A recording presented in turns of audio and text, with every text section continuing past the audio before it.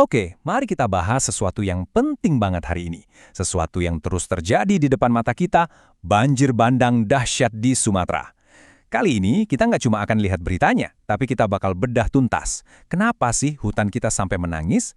Dan apa artinya tangisan itu buat kita semua? Dengerin deh kutipan ini. Dalam banget ya. Ini bukan sekedar kata-kata. Ini gambaran nyata dari siklus yang menyakitkan. Setiap tahun ada duka, ada bantuan darurat, terus dilupakan. Seolah kita nggak pernah belajar dari tragedi yang sama. Nah, biar kita semua paham betul, pembahasannya kita bagi jadi 5 bagian. Kita mulai dari melihat lagi siklus duka ini, lalu kita bongkar apa penyebab sebenarnya, kita lihat kebijakan yang gagal, kita sentuh juga sisi moralnya, dan terakhir kita coba cari jalan keluarnya. Oke, kita masuk ke bagian pertama. Coba deh kita lihat lagi.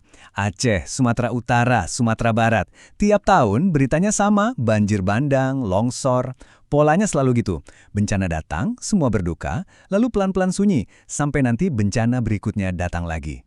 Dan ini teman-teman poin utamanya. Banjir dan longsor ini tuh bukan kecelakaan yang datang tiba-tiba. Ini adalah jawaban. Ini adalah respons dari alam atas semua yang udah kita lakukan selama ini.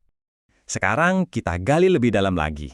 Sering banget kan kita dengar istilah bencana alam, seolah-olah ini tuh takdir yang nggak bisa kita apa-apain.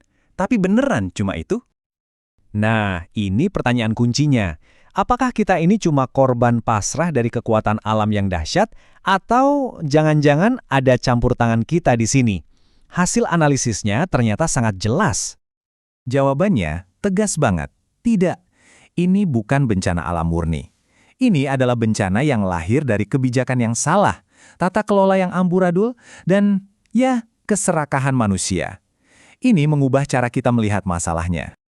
Coba kita lihat buku hitamnya dosa-dosa ekologis kita di Sumatera. Puluhan tahun hutan kita dieksploitasi habis-habisan.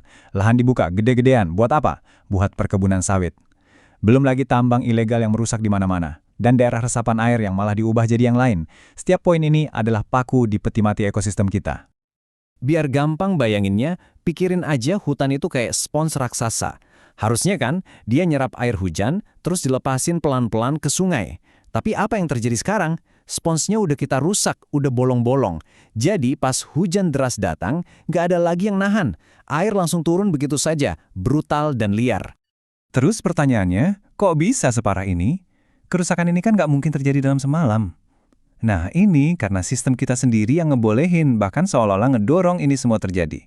Ayo kita bedah kegagalan kebijakannya. Coba deh kita bandingin. Bangsa yang cerdas itu mikirin pencegahan. Mereka jaga alam biar gak terjadi bencana. Tapi realitanya di kita gimana?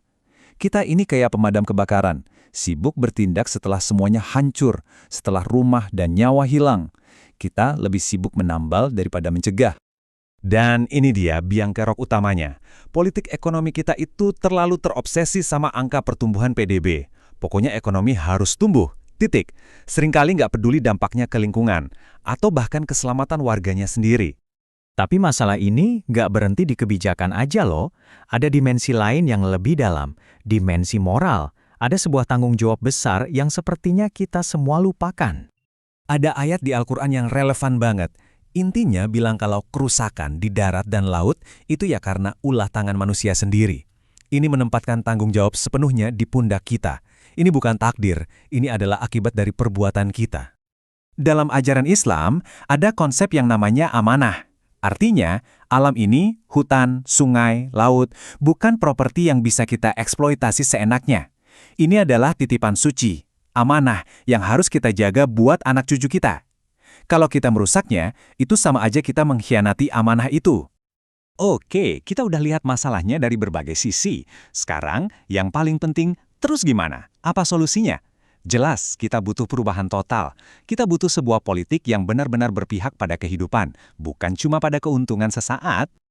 Jadi, konfliknya itu jelas banget. Di satu sisi, ada kepentingan investasi jangka pendek perusahaan yang mau untung cepat. Di sisi lain, ada kelangsungan hidup masyarakat buat jangka panjang. Dan sayangnya, sering banget kita mengorbankan yang kedua demi yang pertama. Jadi, langkah konkretnya apa? Pertama, stop semua izin baru yang merusak lingkungan. Sekarang juga. Kedua, kita harus serius pulihkan lagi fungsi hutan sebagai pelindung kita semua. Dan ketiga, yang paling fundamental, kita harus rombak total sistem ekonomi kita, di mana keberlanjutan itu jadi yang utama, bukan cuma tempelan.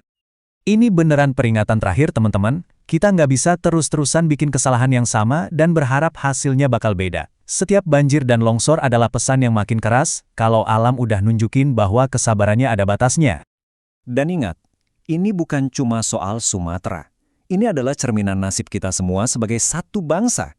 Saat hutan menangis, air matanya itu bisa menenggelamkan kita semua. Pertanyaannya sekarang, mau sampai kapan kita biarkan hutan ini terus menangis? Atau, akhirnya, kita mau mulai mendengarkan